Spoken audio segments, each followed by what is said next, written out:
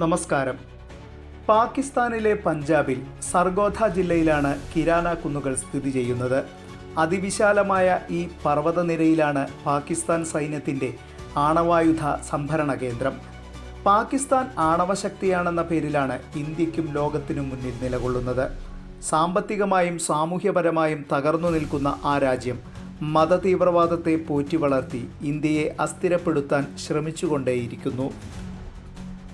April 22-ന് കാശ്മീരിലെ പഹൽഗാമിൽ നുഴഞ്ഞുകയറിയ തീവ്രവാദികൾ നടത്തിയ ആക്രമണത്തിൽ 26 പേരാണ് കൊല്ലപ്പെട്ടത്. ഈ സംഭവത്തിനു ശേഷം ഏതു നിമിഷവും ഇന്ത്യ തങ്ങളെ ആക്രമിക്കുമെന്ന ഭയപ്പാടിൽ പാകിസ്ഥാൻ ആണവ ഭീഷണി മുഴക്കിയാണ് പ്രതിരോധം തീർത്തത്.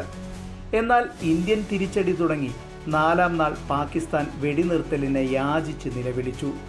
ഇന്ത്യയുടെ ഓപ്പറേഷൻ സിന്ദൂറിന് പ്രതികാര നടപടിയായി തുടങ്ങിയ ബനിയൻ ഉൻ മർസൂസ് ഓപ്പറേഷൻ പൊട്ടിപ്പൊളിഞ്ഞുപോയി. ആണവശക്തിയായ ഒരു രാജ്യം എങ്ങനെ ഈ വിധം തോൽവി സമ്മതിച്ചു? പാകിസ്ഥാന്റെ ആണവശേഷി ചോർന്നുപോയോ എന്ന ചോദ്യമാണ് ഇവിടെ ഉയരുന്നത്. അത് പരിശോധിക്കുന്നതിനു മുൻപ് ചെറിയൊരു ചരിത്ര കഥ പറയാം. 1970 കാലത്താണ് പാകിസ്ഥാൻ ആണവ റിയാക്ടർ നിർമ്മാണം ആരംഭിക്കുന്നത്. കഹൂട്ട എന്ന സ്ഥലത്തു വച്ചായിരുന്നു ഈ പ്രവർത്തനങ്ങൾക്ക് തുടക്കമായത്. എന്നാൽ ഈ പ്രവർത്തനം ഭാവിയിൽ ഇന്ത്യക്ക് വലിയ ഭീഷണിയാകുമെന്ന മുന്നറിയിപ്പ് നൽകിയത് ആ ഒരു കൊച്ചു രാജ്യമായിരുന്നു. അതെ, നമ്മൾ എത്രയൊക്കെ അകറ്റി നിർത്തിയാലും നമുക്കായി ജീവൻ നൽകാൻ തയ്യാറാകുന്ന ഇസ്രായേൽ. ഇന്ത്യയെ കൃഷ്ണമണി പോലെ കാണുന്ന ഇസ്രായേൽ അന്ന് ഇന്ത്യ ഗവൺമെൻറ്റിന് ഒരു വാഗ്ദാനം നൽകിയിരുന്നു. കഹൂട്ടയിലെ റിയാക്ടർ തങ്ങൾ അടിച്ചു തകർക്കാമെന്നും ദൗത്യത്തിനെത്തുന്ന വിമാനത്തിന് തിരിച്ചു വരുന്നതിനായി ഇന്ധനം നിറയ്ക്കാൻ ഇന്ത്യ സൗകര്യമൊരുക്കിയാൽ മാത്രം മതിയെന്നായിരുന്നു ആ വാഗ്ദാനം. എന്നാൽ ഇസ്രയേലിൻ്റെ വാഗ്ദാനം ഇന്ത്യൻ ഭരണകൂടം നിരാകരിച്ചു. ഒരുപക്ഷെ അന്ന് ഇസ്രായേലിൻ്റെ വാക്ക് കേട്ടിരുന്നുവെങ്കിൽ 2025-ൽ പാകിസ്ഥാനിൽ നിന്നും ഒരു ആണവ ഭീഷണി ഇന്ത്യക്ക് നേരിടേണ്ടി വരില്ലായിരുന്നു. കഹൂട്ടയ്ക്ക് ശേഷമാണ് ബ്ലാക്ക് മൗണ്ടൻസ് എന്ന കിരാന കുന്നുകളിൽ പാകിസ്ഥാൻ ആണവായുധ സംഭരണ കേന്ദ്രമാക്കി മാറ്റുന്നത്. ഇനി വിഷയത്തിലേക്ക് വരാം. പഹൽഗാം തീവ്രവാദി ആക്രമണത്തിന് ഓപ്പറേഷൻ സിന്ദൂരിലൂടെ മെയ് 7 മുതലാണ് ഇന്ത്യ സൈനിക നടപടി ആരംഭിക്കുന്നത്. പാകിസ്ഥാനിലേതടക്കം ഭീകരവാദ സംഘടനകളുടെ 9 കേന്ദ്രങ്ങൾ തച്ചു തകർത്ത വ്യോമ കരസേനാ പ്രത്യാക്രമണത്തിനോട് പിടിച്ചു നിൽക്കാൻ ഒരു ഘട്ടത്തിലും പാകിസ്ഥാന് കഴിഞ്ഞിരുന്നില്ല. 4-ാം നാൾ ഇന്ത്യയോട് പാകിസ്ഥാൻ വെടിനിർത്തലിന് അപേക്ഷിച്ചു. ഇതിന് പാകിസ്ഥാനെ പ്രേരിപ്പിച്ച ഘടകമായി വിദഗ്ധരുടെ അഭിപ്രായമാണ് ഇപ്പോൾ ചർച്ചാ വിഷയമാകുന്നത്.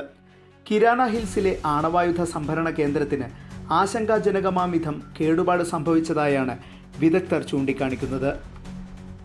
ഇന്ത്യൻ ആക്രമണത്തിനാലാണോ അതോ മറ്റേതെങ്കിലും കാരണത്താലാണോ എന്ന് വ്യക്തമല്ല എങ്കിലും ചഗായ് ഹിൽസിൽ സ്ഫോടനം നടന്ന ശേഷം കിരാന ഹിൽസിൽ 2 തുടർചലനങ്ങൾ ഉണ്ടായതായി റിക്ടർ സ്കെയിലിൽ രേഖപ്പെടുത്തിയിട്ടുണ്ട്. ഈ തുടർചലനങ്ങൾ പാക് ആണവ സംഭരണശാലയുടെ കവാടത്തിന് ആഘാതമുണ്ടാക്കിയെന്നാണ് പറയപ്പെടുന്നത്. ഇതേ തുടർന്ന് അണുവികിരണം സംഭവിച്ചതായും സമീപ പ്രദേശങ്ങളിലെ ജനങ്ങളെ ഒഴിപ്പിക്കുന്നതായും റിപ്പോർട്ടുകൾ വന്നിട്ടുണ്ട്. അണുവികിരണം സംഭവിച്ചതിനെ സാധൂകരിക്കുന്ന തരത്തിൽ പാകിസ്ഥാന്റെ വെടിനിർത്തൽ അപേക്ഷയും ഒപ്പം അമേരിക്കയുടെ നടപടികളും ചേർത്ത് വായിക്കേണ്ടതാണ്. വെടിനിർത്തലിന് തങ്ങളുടെ മധ്യസ്ഥതയിൽ ധാരണയായെന്ന് ലോകത്തോട് കൊട്ടിഘോഷിച്ച US പ്രസിഡന്റ് ഡൊണാൾഡ് ട്രംപിൻ്റെ നിലപാടും ഈ ഘട്ടത്തിൽ ശ്രദ്ധേയമാണ്. പാകിസ്ഥാൻ ആണവശക്തി സംഭരിക്കുന്നതിന് സഹായ സഹകരണങ്ങൾ പൂർണ്ണതോതിൽ നൽകിയത് അമേരിക്കയാണെന്നത് പകൽ പോലെ വ്യക്തമായിരുന്നു. പാകിസ്ഥാനിൽ അണുവികിരണം സംഭവിച്ചതിന് തൊട്ടു പിന്നാലെ US ന്യൂക്ലിയർ ഓഡിറ്റ് എയർക്രാഫ്റ്റ് കിരാനയിലെത്തിയതും ഈ സാധ്യതയെ മുൻനിർത്തിയായിരുന്നു. എന്തായാലും ആണവശക്തി എന്ന കൊമ്പൊടിഞ്ഞുകൊണ്ടാണ് പാകിസ്ഥാൻ ഇത്തവണ അടർക്കളമൊഴിഞ്ഞത്. ശത്രുവിൻ്റെ നിർണായക കേന്ദ്രങ്ങളിലെല്ലാം ആക്രമിച്ച ഇന്ത്യൻ പോരാട്ട വീര്യത്തിനു മുന്നിൽ പിടിച്ചു നിൽക്കാനാകാതെ പാകിസ്ഥാൻ തോറ്റോടുന്നത് ചരിത്രത്തിൻ്റെ ആവർത്തനവുമായി. 2 രാജ്യങ്ങൾ തമ്മിൽ സംഘർഷമുണ്ടാകുമ്പോൾ ലോകരാഷ്ട്രങ്ങൾ സമാധാനാഹ്വാനവുമായി വരുന്നത് സ്വാഭാവികം.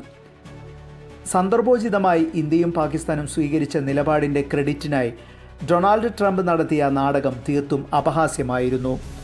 US പ്രസിഡന്റിൻ്റെ പ്രസ്താവനയെ പൊക്കിയെടുത്ത് നടക്കുന്നവരോടുകൂടിയാണ് പ്രധാനമന്ത്രി നരേന്ദ്രമോദി കാര്യം വ്യക്തമാക്കിയത്. ഇന്ത്യക്കും പാകിസ്ഥാനുമിടയിൽ വെടിനിർത്തലിന് മൂന്നാം കക്ഷി ഇടപെട്ടിട്ടില്ല. കാശ്മീരിനെക്കുറിച്ച് ഇനി ചർച്ചയില്ല. ചർച്ച പാകിസ്ഥാൻ കൈയടക്കി വച്ചിരിക്കുന്ന കാശ്മീരിനെക്കുറിച്ചും തീവ്രവാദം അമർച്ച ചെയ്യുന്നതിനെക്കുറിച്ചും മാത്രം. ഇത് ഉറച്ച സ്വരത്തിൽ നമ്മുടെ പ്രധാനമന്ത്രി വ്യക്തമാക്കി കഴിഞ്ഞു. ഇതിനെ മുഖവിലക്കെടുക്കാതെ മൈക്കിന് മുന്നിലും സോഷ്യൽ മീഡിയകളിലും വീരസ്യം പറയുന്നവർ ചരിത്രത്തിലേക്ക് നോക്കിയാൽ വ്യക്തമാകും ഇന്ത്യൻ ഭരണകൂടത്തിന് സംഭവിച്ച പരിവർത്തനം. ഇനി ഇന്ത്യയെ നോവിച്ച് പാകിസ്ഥാനിൽ കയറി സുഖിക്കാമെന്ന് ഒരു തീവ്രവാദികളും കരുതേണ്ടതില്ല. തീർത്ത് കളയും. നിങ്ങൾ ഒളിഞ്ഞിരിക്കുന്ന മാളത്തിനകത്ത് കയറിയും. മറ്റൊരു വീഡിയോയുമായി വീണ്ടും കാണാം. നന്ദി, നമസ്കാരം.